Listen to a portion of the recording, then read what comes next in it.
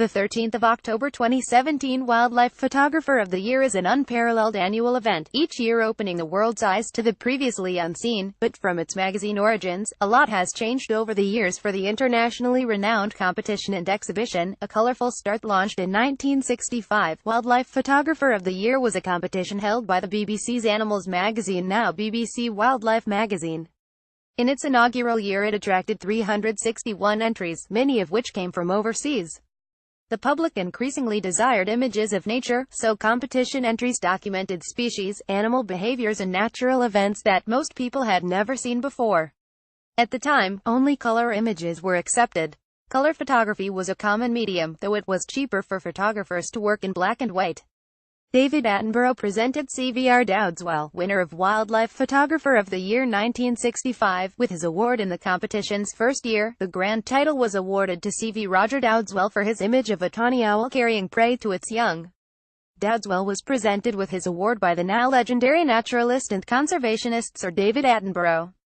From the onset, big names in the world of natural history backed the endeavor. The judging panel was headed by pioneering bird photographer Eric Hosking, who was also Britain's only professional wildlife photographer at the time.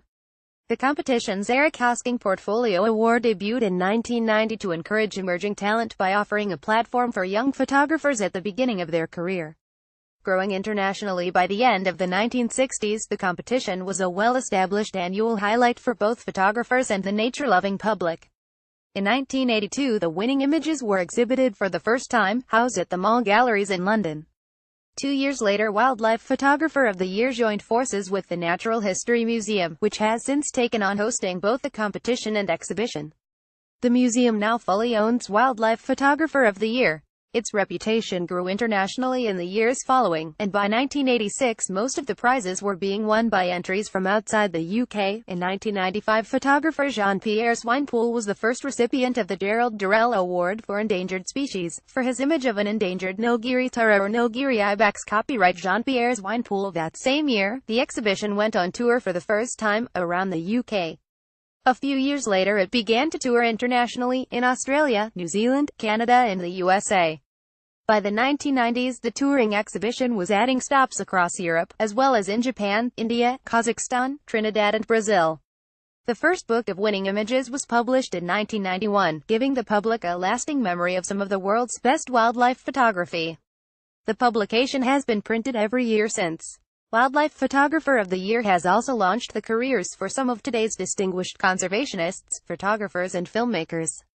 Among these is television presenter and naturalist Chris Packham, who first entered in 1985 and won multiple categories into the mid-1990s.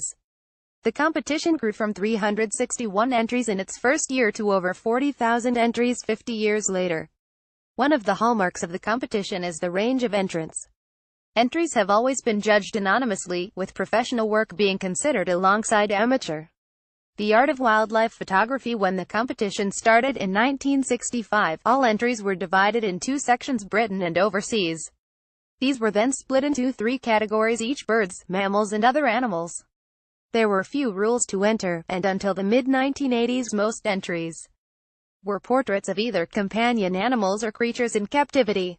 Television presenter Chris Packham first entered the competition in 1985, and went on to be a multiple-category winner, winning prizes into the 1990s. Copyright Chris Packham. A category dedicated to black and white photos was launched in 1977, recognizing the potential for more creative interpretations of nature. Today this style of photography can be entered into any category. Further categories have been added since, such as the Young Awards for those under 17, reflecting the increasing accessibility of wildlife photography. In the 1990s, renowned wildlife artist Bruce Pearson was appointed to the judging panel. He was especially interested in images that best conveyed the essence of the subject. This new focus toward aesthetics helped wildlife photography stand out as an art form in its own right. Conservation through a lens. Although conservation societies had existed for a long time prior, it wasn't until the late 1950s and early 1960s that environmental issues were widely acknowledged by the general public. Thanks to conservationists such as the charismatic naturalist Peter Scott, who assisted in launching the WWF in 1961, conservation became increasingly visible and vocal. By the 1970s, nature photography in particular became a known power in spreading the word on green issues. The decade also saw the emergence of several nature-related magazines, books, radio programs and film.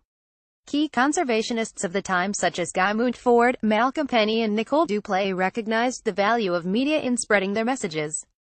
Jonathan Scott, pictured receiving his award from WWF founder Peter Scott in 1987, used his competition images to raise awareness of environmental issues. The topic of conservation lay at the heart of Wildlife Photographer of the Year from its outset. The competition had a conservation partner for the first half of the 1980s, the Flora and Fauna Preservation Society, now known as Flora and Fauna International. Photographers such as Jonathan Scott and Angela Scott, who won the competition in 1987 and 2002 respectively, used their images to raise awareness of environmental issues. The Wildlife Photographer of the Year story is about moving people from ignorance to knowledge, and the conservation categories are hugely important in doing that, said Jonathan. In 1995, an award for images highlighting the conservation of endangered species was introduced in memory of the writer and conservationist Gerald Durrell, who was one of the competition's award presenters.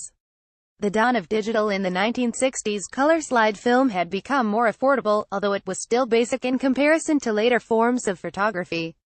Photographers couldn't review their photos in the field, and autofocus and light metering had not yet been developed, all of which resulted in high failure rates.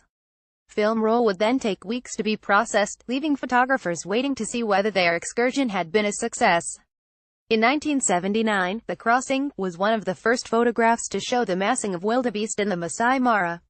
It was captured using traditional film. Copyright David Kalis. The cost of equipment began to fall in the 1970s, and with travel becoming more accessible, the world of wildlife photography opened up to a greater number of people, but things were set to change in the late 1990s and early 2000s. Photographers began experimenting with new digital photography. At the time, digital equipment was expensive.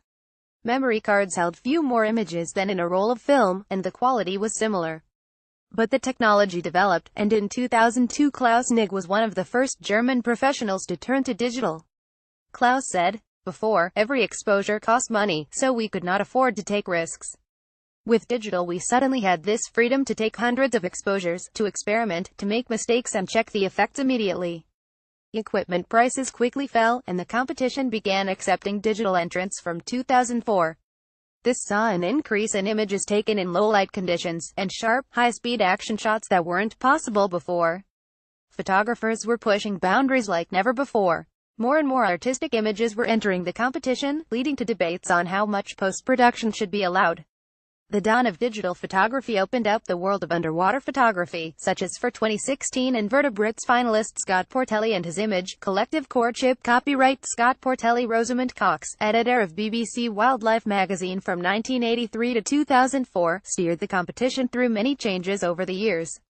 She said, "The best wildlife photographers are still those who develop an intimacy with their subjects, have a passion for what they are doing and the ability to see when they have created that special image."